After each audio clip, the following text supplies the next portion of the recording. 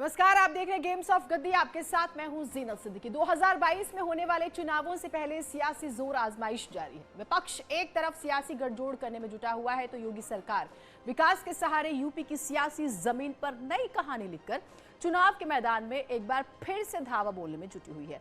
जिस पश्चिमी यूपी की सियासी गुणागणित को साधने में समाजवादी पार्टी जुटी है, उसी पश्चिमी यूपी के जेवर में योगी आदित्यनाथ सरकार ने नोएडा इंटरनेशनल एयरपोर्ट के शिलान्यास का फीता काटकर विकास की नई उड़ान की आधारशिला रख दी। इस मौके पर सियासी वार पलटवार का दौर भी देखने को मिल रहा है, जब योगी आदित्यनाथ ने विपक्ष पर गन्ना जिन्ना वार कर दिया।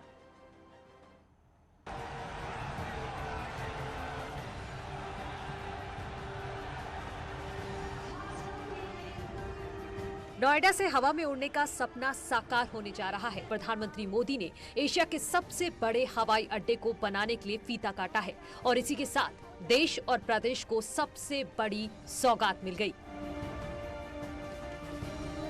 इस एयरपोर्ट के भूमि पूजन के साथ ही दाऊजी मेले के लिए प्रसिद्ध जेवर भी अंतर्राष्ट्रीय मानचित्र पर अंकित हो गया है। ऐतिहासिक शिलान्यास के मौके पर सियासत का संगम भी सजा था। मन से विकास के बहाने पिछली सरकारों को आड़े हाथों प्रधानमंत्री मोदी ने लिया। इन लोगों की सोच रही है अपना स्वार्थ, सिर्फ अपना खुद का, परिवार का या जहां रहते उस इलाके का, उसी को वो विकास मानते थे। जबकि हम राष्ट्र प्रथम, नेशन फर्स्ट की भावना पर चलते हैं। सबका साथ, सबका विकास, सबका विश्वास, सबका प्रयास, यही हमारा मंत्र है। यूपी के लोग गवाह है, देश के लोग गवाह है। बीते कुछ हफ्तों में कुछ राजनीतिक दलों द्वारा किस तरह की राजनीति हुई, लेकिन भारत विकास के रास्ते से नहीं हटा। वैसे 2022 का चुनाव है, जैसे जैसे समय बीतता जाएगा वैसे वैसे सियासी वार पलटवार तीखे होते जाएंगे। यही कारण है जब प्रधानमंत्री मोदी ने परिवार पर निशाना साधा तो अखिलेश यादव ने सरकार की नीतियों पर सवाल उठा दिए। ये कैसे भारतीय जनता पार्टी के लोग हैं? एक तरफ तो हवाई अड्डा बेच रहे हैं, दूसरी तरफ हवाई अड्डा बना रहे हैं। बताओ, आप इनकी बातों पे भरोसा करोगे कि नहीं करोगे? नोएडा इंटरनेशनल एयरपोर्ट के इस एनिमेशन को देखकर एयरपोर्ट की भव्यता का अंदाजा लगाया जा सकता है। एयरपोर्ट के डिजाइन में भारतीय संस्कृति की झलक दिखाई देगी, जिसमें वाराणसी के घाटों का एहसास होगा तो प्रयागराज के संगम की यादें होंगी। लेकिन यादों के बीच सियासत की जुबान से निकली आवाज में जिन्ना का जिन निकल आया। यहां पर दंगों की एक जो श्रृंखला खड़ी की थी, आज ये देश के अंदर एक नया द्वंद्व बना है कि ये देश गन्ने की मिठास को एक नई उड़ान देगा या जिन्ना के अनुयायियों से फिर दंगा करवाने की शरारत करवाएगा। और यही तय करने के लिए आज आप सबका आह्वान करने के लिए मैं स्वयं आपके बीच यहां पर उपस्थित हुआ हूं। ये मेरा सौभाग्य है कि जेवर के इस ऐतिहासिक स्थल पर आदरणीय प्रधानमंत्री जी के स्वागत का अवसर मुझे प्राप्त हो रहा है, जिनके मार्गदर्शन में उत्तर प्रदेश आज अब एक नई ऊंचाई की ओर बढ़ रहा है। चुनाव में विकास तो बहाना होगा, असल लड़ाई तो राष्ट्रवाद बनाम जिन्ना के अनुयायियों के बीच होगी, जिसका खुले मन से योगी आदित्यनाथ ने ऐलान कर दिया और जनता के बीच एक लकीर खींच दी कि आप बता दीजिए किसके साथ कौन खड़ा है। Bureau report, news 18।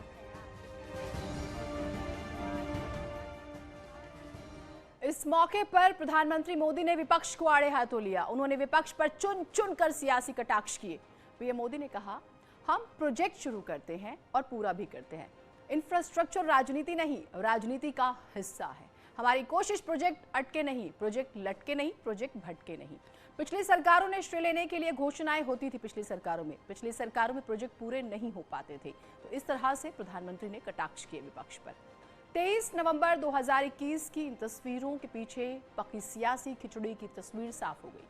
आपको जो तस्वीरें हम दिखाएंगे, पहली तस्वीर देखिए, जयंत चौधरी ने ट्वीट की। उन्होंने अपने ट्वीट में लिखा था बढ़ते कदम। दूसरी तरफ जो है, दोनों नेताओं की हाथ मिलाते तस्वीर को अखिलेश यादव ने ट्वीट किया। तब उन्होंने लिखा था बदलाव की ओर। लेकिन सवाल था कि दो दलों के दोनों नेताओं के बीच गठबंधन पर बात हुई तो फिर किस फॉर्मूले पर बात बनी?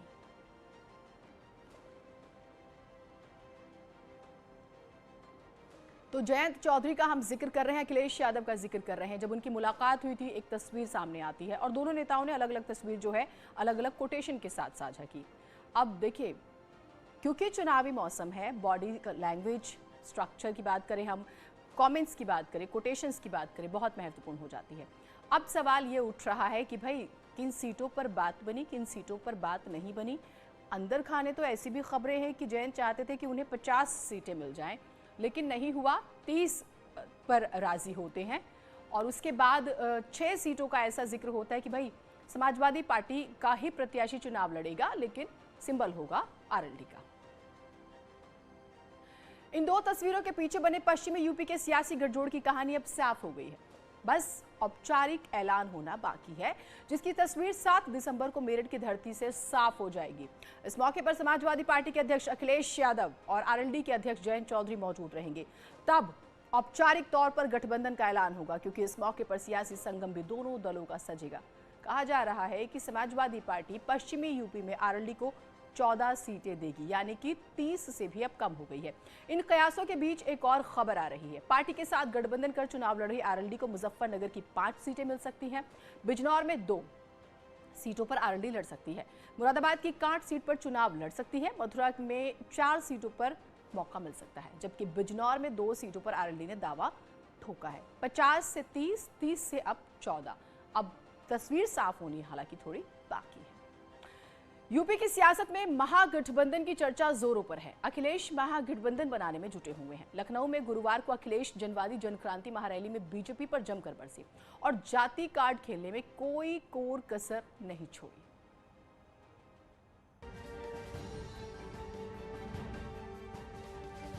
यूपी में सत्ता में वापसी के लिए अखिलेश महागठबंधन का दांव खेलते दिखाई दे रहे हैं। इसी कड़ी में आज अखिलेश यादव ने लखनऊ के इको गार्डन में जन क्रांति पार्टी की बीजेपी हटाओ प्रदेश बचाओ जनवादी जन क्रांति महारैली में शामिल हुए। रैली में अखिलेश यादव ने बीजेपी हटाओ प्रदेश बचाओ नारे के साथ हुंकार भरी। इस रैली में मुख्य अतिथि के रूप में शामिल अखिलेश यादव ने विधानसभा चुनाव में बीजेपी को हराने के लिए पिछड़ी जातियों को एकजुटता का संदेश दिया।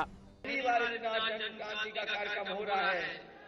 मैं ये कह सकता हूँ कि आने वाले समय में जो धोखा दिया भारतीय जनता पार्टी ने, आपके समाज को जो धोखा देने का काम किया है, आपके समाज का जो हक छीनने का काम किया है, यही समाज के लोग मिलकर के डॉक्टर संजय सिंह चौहान के अपील पर भारतीय जनता पार्टी को उत्तर प्रदेश से हटाने का काम करेंगे। अखिलेश यादव ने कहा कि समाजवादी पार्टी के साथ ही चौहान समाज का भविष्य सुरक्षित है और समाजवादी सरकार बनने पर चौहान समाज को हिस्सेदारी और भागीदारी दोनों मिलेगी। कदम पर मदद करने का काम करेंगे, आपके साथ सहयोग देकर के आपके साथ खड़े दिखाई देंगे। अगर आपको हक देने की बात होगी तो हक दिलाने में भी समाजवादी पार्टी के लोग आपके साथ खड़े दिखाई देंगे। आप अगर भागीदारी देने की बात होगी तो समाजवादी लोग आपके साथ खड़े दिखाई देंगे। जनवादी जन क्रांति महारैली का आयोजन जनवादी सोशलिस्ट पार्टी के मुखिया डॉक्टर संजय सिंह चौहान ने किया था। पार्टी चौहान समाज का नेतृत्व करती है। पूर्वांचल के कई जिलों में इस समाज का खासा प्रभाव है। संजय सिंह चौहान ने दावा किया कि समाज के लोग एकजुट हैं और 2022 में बीजेपी को हराने में कोई कसर नहीं छोड़ेंगे। 2022 में समूचे पिछड़े वर्ग को जो बीजेपी ने आशा और भरोसा देकर के वोट लेने में कामयाबी हासिल की थी, वे सारे अदर बैकवर्ड के लोग अब बीजेपी के खिलाफ खड़ा हो गए हैं। एक छोटे से ब्रेक के लिए रुक रहे हैं, आप कहीं मत जाइएगा।